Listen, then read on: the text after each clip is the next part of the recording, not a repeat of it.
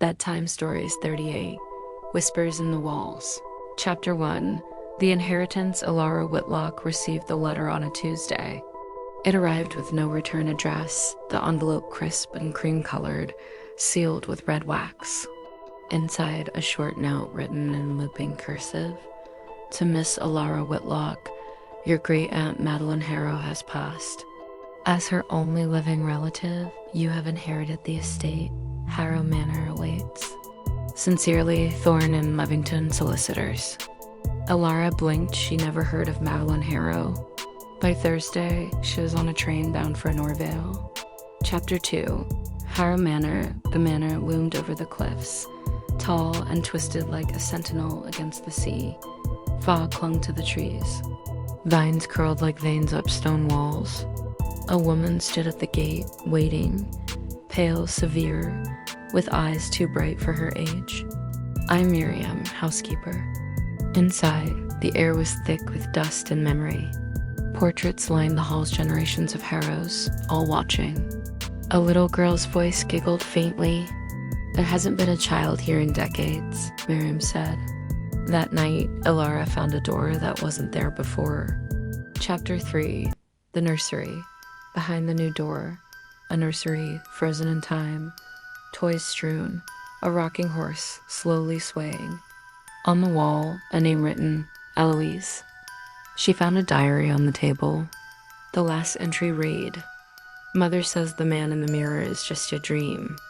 But I see him. He watches. I don't want to sleep anymore. That night, Alara dreamed of Eloise. A girl with white eyes, whispering, He's still here.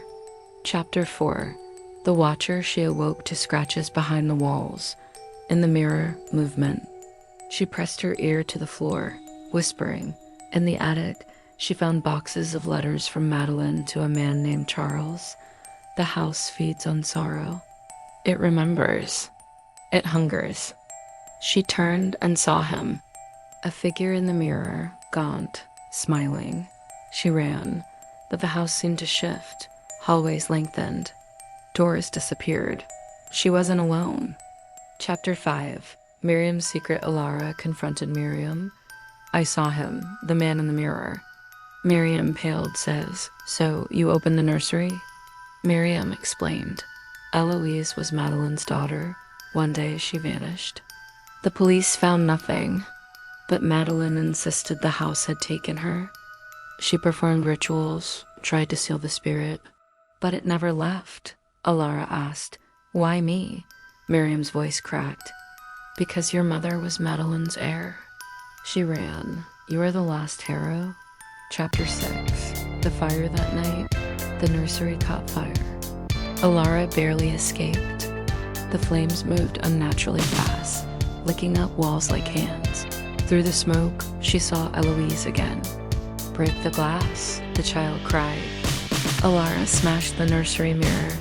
The flames recoiled, but the damage was done. Harrow Manor burned. Chapter 7, The Survivor's Guilt. Weeks passed. Alara stayed in Norvale, living in a rented cottage at the edge of town. Harrow Manor was gone, reduced to ashes. But her nightmares remained. Each night she saw the house, not burning, but standing tall, vibrant, full of voices. Eloise called to her. So did her aunt and someone else, a man she had never seen. Yet his face was familiar, twisted. She began sketching what she saw in her dreams, rooms she'd never been in, staircases descending into darkness, a sea of mirrors, all cracked. One morning, her landlord found her outside sleepwalking, barefoot, eyes glassy, whispering, She's not gone. She's here. Chapter 8, The Ashes Speak. Unable to find peace, Alara returned to the ruins of Harrow Manor. She climbed the blackened hill where only the foundation remained. To her shock, something had survived the blaze, the basement door. It lay charred, unburned, half buried beneath debris. She cleared the rubble and uncovered the stairs leading down. The air grew colder with each step, deeper than she remembered. The walls dripped with moisture, and faint markings covered the stone-old sigils, etched with chalk. In the center of the room stood a mirror, untouched, perfect. She then stared into it. Her reflection did not copy her movements. Chapter 9. Through the looking glass, the mirror pulsed like water. She reached forward. It resisted at first, then let her pass through. She fell. When she landed, she was inside the house, but different. Intact, alive, Harrow Manor reborn. Except no one else was there. She noticed a few bright yellow orbs floating. She wandered its halls. Portraits whispered as she passed. Rooms rearranged themselves. In the nursery, she saw Eloise. Not dead, not aged, a child still. "You shouldn't have come back," Eloise said. "What is this place?" Alara asked. Eloise said, "The house remembers. It keeps us." Chapter 10. The Mirror World. Alara was trapped. The world within the mirror was timeless. Ghostly, inverted, people from the past roamed the halls. Her mother as a young girl, her grandmother reading aloud, Madeline crying beside Eloise's crib. But none of them saw her except for the Watcher. He was more monstrous here, elongated, shifting, always watching. She hid, searching for a way out. In the library, she found her sketches, drawn in red paint. The Watcher was toying with her mind. She thought it was blood. Pages she had never made. The only clue was a phrase etched into the fireplace mantel. Only the broken see clearly. She smashed a mirror. Behind the shards, a door. Chapter 11. Fractured realities. The door led to a corridor of mirrors, each reflecting a different timeline. In one, she never returned to Harrow Manor. In another, she died in the fire. In one, Eloise escaped as an old woman. She realized the house fed on possibility, choice, and grief.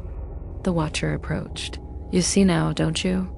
You were part of the house. You were born to return." She refused. She ran. Found Eloise again, who whispered, "You must break the first mirror. The one mother gave you." Chapter 12. The Family Secret. The First Mirror. A small hand mirror Alara carried as a child. Her mother had given it to her on her 7th birthday. She remembered the nursery rhyme, "Mirror bright, mirror deep, guard the secrets that we keep." She had packed it with her things in Norvale.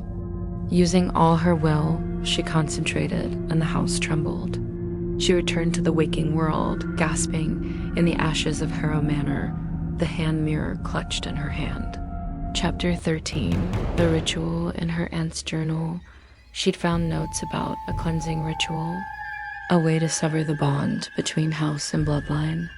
She gathered the ingredients: salt, ash from the original hearth, a mirror shard, and a token of the firstborn. She returned to the ruins under a blood moon, drew a circle, lit candles, spoke the incantation, chanting over and over, "Fire of God, lose thy heat," as Judas lost his color when he betrayed our Lord in the Garden of Olives. "Ask and you shall receive." She knew this would put the fires out and keep them all safe. The earth shook. The ground cracked open. Spirits rose. Eloise screamed. And the Watcher emerged. Chapter 14. The Final Choice. The ritual offered a choice. Sacrifice herself to trap the Watcher forever, or seal the mirror world and risk him returning. Alara hesitated. Then Eloise stepped forward. "Let me go." Alara wept, gave her the shard, and watched as the child became flame and light, consuming the Watcher, sealing the gate. The air stilled, the mirror crumbled. Chapter 15. The New Dawn. Years later, Alara returned to Norvale with her daughter. She built a cottage where the house once stood. At night, the wind still whispered, but there were no more scratching sounds, only the sea, only peace. The end. Thank you so much for joining me watching Whispers in the Walls. I hope you enjoyed the video. Please subscribe to my channel if you haven't already for more great up and coming pet facts, Bible study, music, and bedtime stories. Good night and sweet dreams until next time.